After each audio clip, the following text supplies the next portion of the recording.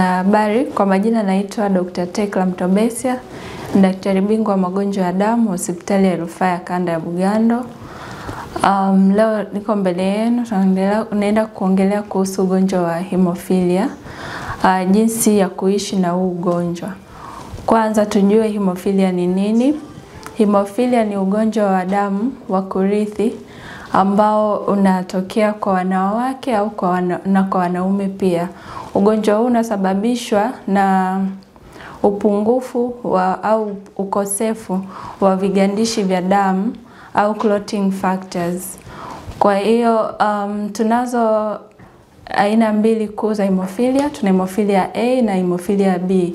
Hemophilia A huyo anakuwa na upungufu wa vigandishi vya damu aina namba 8.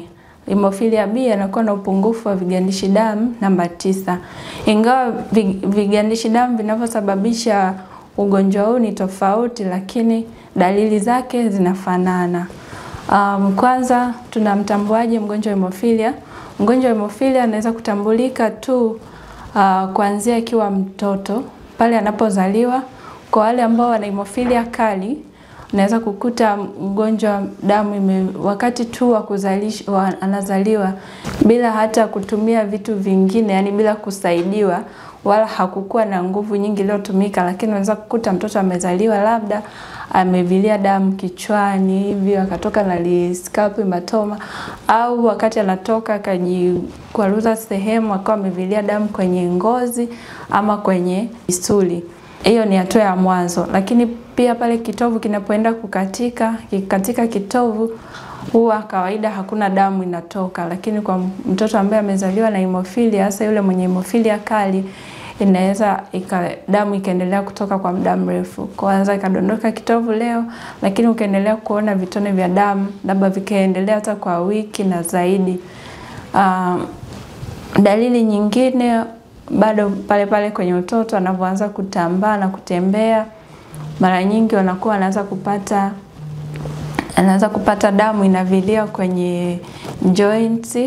Kwanza akakuta hizi joint kubwa anazotumia kwa ajili ya kutambaa kwenye magoti au kwenye mikono zikawa zinavimba, au anavimba misuli sehemu nyingine ya mwili.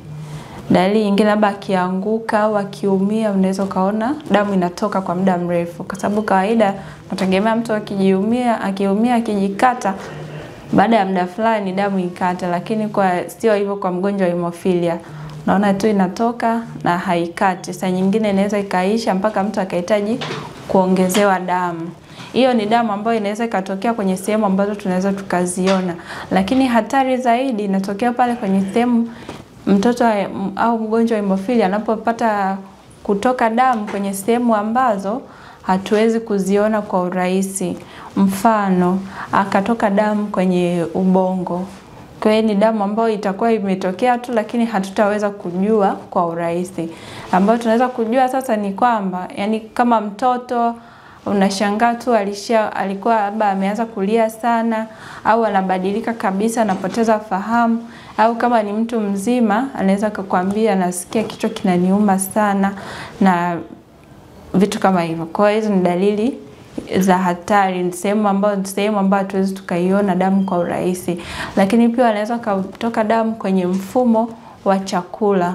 Huyu ni mtu ambaye atakuja tu ana upungufu wa damu, lakini tukipima tutakuta damu iko chini, labda saa nyingine anahitaji kuongezewa damu, au ana historia ya kupata choo cheusi au kutapika damu. Kwa hiyo hizo ni dalili za ugonjwa ambao ni wagonjwa ambao wana hemophilia kali. Lakini pia kuna wale ambao wana hemophilia ambayo sio kali. Huyu hawezi kutoka damu bila tukio.